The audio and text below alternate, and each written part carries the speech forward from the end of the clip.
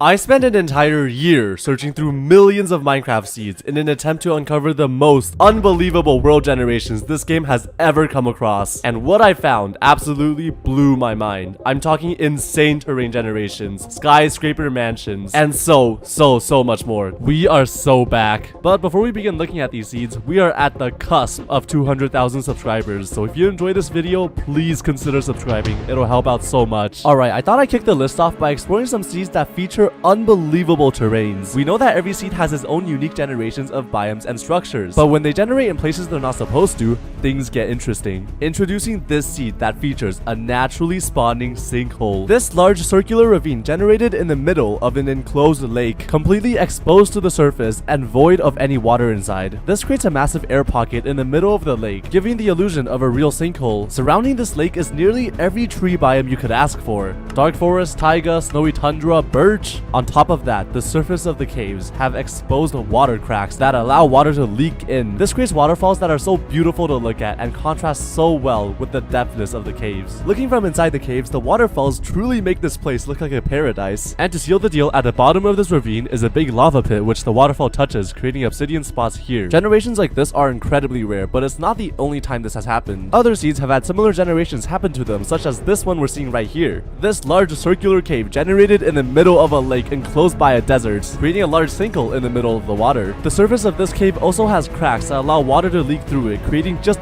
beautiful waterfalls. And from above, it kind of just looks like someone scooped a piece of land out of the water. This seed and the one before share a lot of similarities with how the sinkhole's generated. The big difference being a whole desert village spawned at the bottom of this ravine, underground. Seriously, how did those villagers even manage to get there? It's not even the fact that a village just casually generated underground, or that a sinkhole just naturally exists in Minecraft. It's more so that both of these things happen at the same time together. Honestly, it's just such a bizarre sight seeing all this happen together, and it's just so cool. Staying on the topic of weird village generations, check out this seed that has a village generated in the middle of a cave. The houses and pathing of this village was built 90 blocks below the surface. Now, villages are not meant to naturally generate underground, so how could something like this even happen? Well, as we go further up, we begin to see a hole revealing itself, surrounded by a desert, which begins to explain a lot. Minecraft wanted to generate this village in the middle of a desert, but coincidentally, there was a big hole here. So rather than choosing another location to build a village, you know, like a normal person, they decided, no, you know what? We're just gonna make this village underground. We're gonna have these villagers be extra ambitious today, like my boy Anderson right here. This guy's tired of the old life. He wants to become a miner. He wants to explore the caves. He wants some,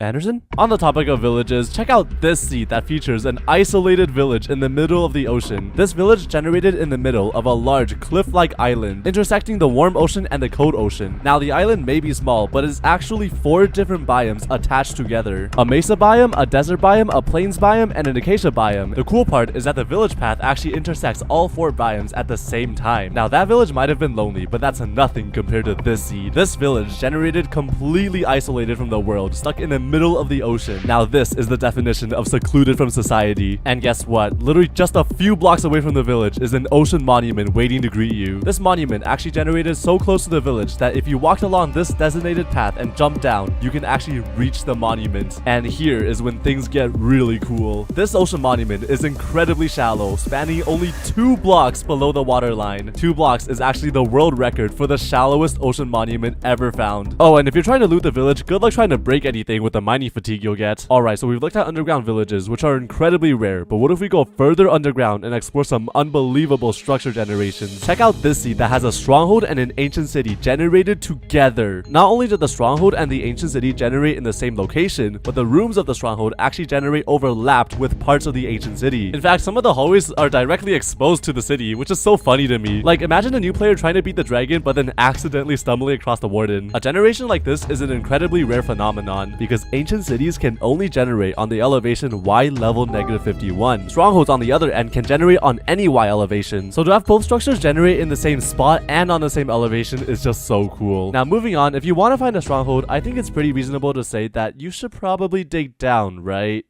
Well, since strongholds can technically generate on any Y elevation, there have been cases where a stronghold generates completely above the surface, like this seed right here. The portal room of this stronghold generated completely above the waterline, exposed to the surface. Just imagine being a random player trying to search for the stronghold only to find it above ground next to Next to a village? That's right, not only does this island have a fully exposed stronghold, but it also has a fully fleshed out village, an intact shipwreck above the water, and ocean ruins, and right beside the island is an ocean monument, and also a ruined portal. Seeing this even happen is just genuine insanity to me, as 6 different structures had to have spawned together in the same spot on this little island. It's almost like the villagers created their own makeshift town. And boy is it a fancy town. I can hop out of the stronghold straight into the village, although I just realized why I probably wouldn't live here.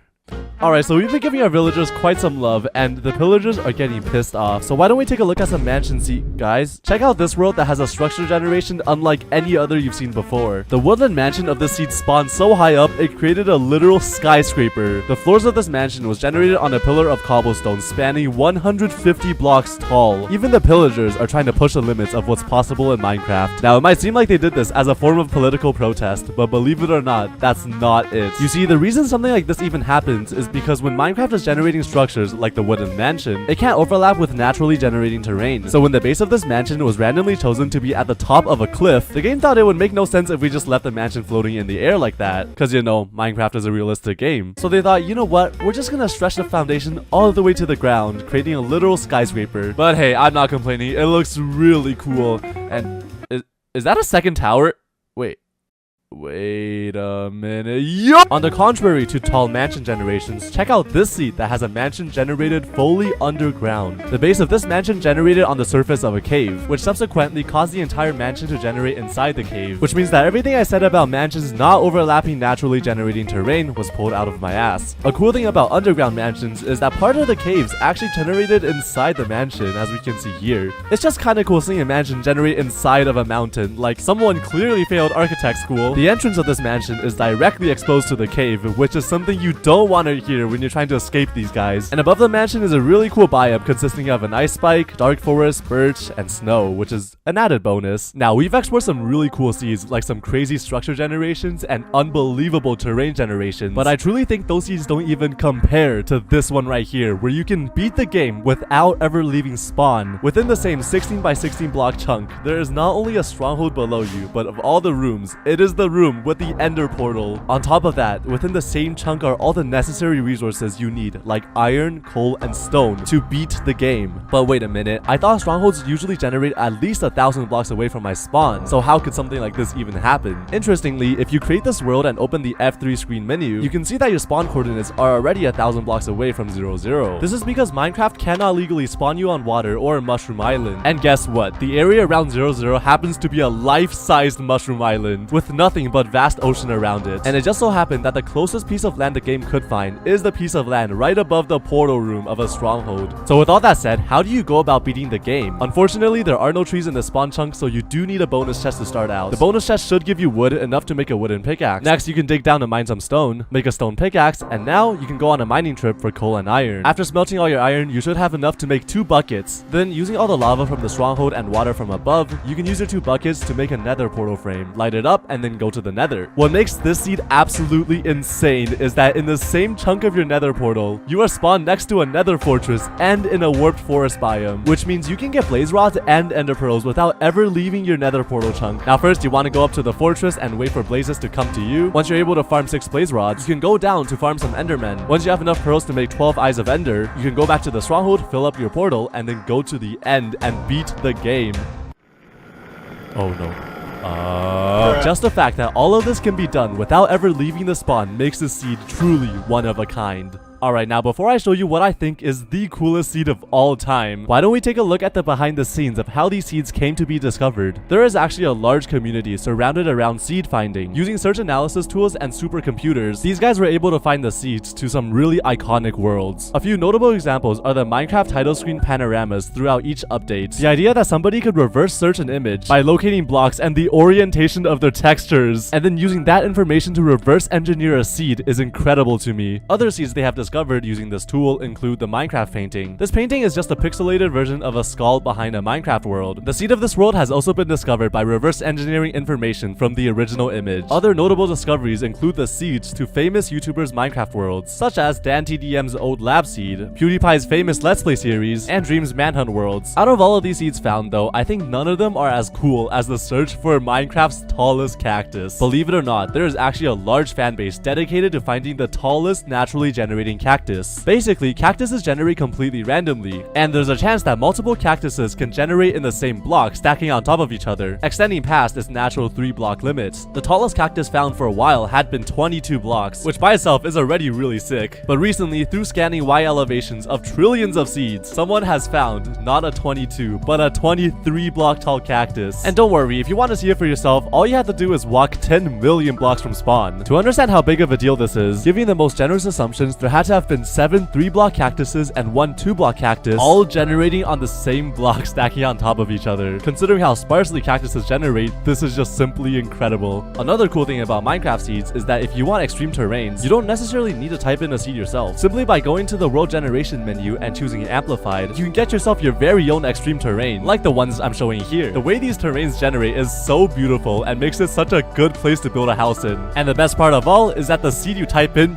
literally does not matter. So take this as a sign, start a new Minecraft world and see where your imagination takes you. And if Minecraft's just something you've outgrown, that's totally okay. Try something new like learning video editing and making a YouTube video. Call up that one friend you haven't talked to in a while. Start working out at home. Or maybe just go on a hike by yourself. There's so many things to do in life, and every moment that passes by is a moment that you can't get back. Alright, on to the last seed. I have been saving the best for last. When you spawn into this world, you are greeted by a slightly buried desert temple, which is cool, but behind the temple is a phenomenon not seen in any other seeds before. This might look like an ordinary desert, but upon breaking any of these sand blocks, a domino cascading effect begins, causing a large group of sand to fall together like a wave. Now, this falling pattern is nothing out of the ordinary. Almost every desert you visit will have floating sand blocks that will fall upon breaking, but what makes this seed unique is that the falling sand does not stop. It repeats infinitely. A certain glitch caused a group of blocks to generate unendingly, creating the phenomenon known as repeating seeds. In fact, this sand avalanche dominoes itself for over 1,000 blocks. Now, the repeating terrains are really cool, but it's not the only seed that's ever had this before. A different seed had a very similar phenomenon happen to it as well, where a lava ravine generates underground, repeating itself for thousands of blocks, essentially creating a supermassive stretched out cave. This creates a lava pit so big it might as well just be a river. And best of all, the ores generated repeatedly as well, which means one mining trip can technically give you unlimited diamonds. These ravines look absolutely sick, but they don't have to be underground. A different seed also possessed the very same unusual phenomenon. Due to some coding bugs, this ravine generated repeatedly all the way to the world border, and along the way it even intersected a village, creating a floating house here. From above, it literally looks like someone grabbed a knife and sliced the road in half. I can honestly say that in all my years playing Minecraft, this is genuinely some of the most insane world generations I've ever seen. And that's that, Minecraft's coolest seed. Man, this video took a while to make. But thank you guys so much for watching. If you like it, subscribe. If you don't, dislike, I don't know. Alright, thanks for watching. Bye.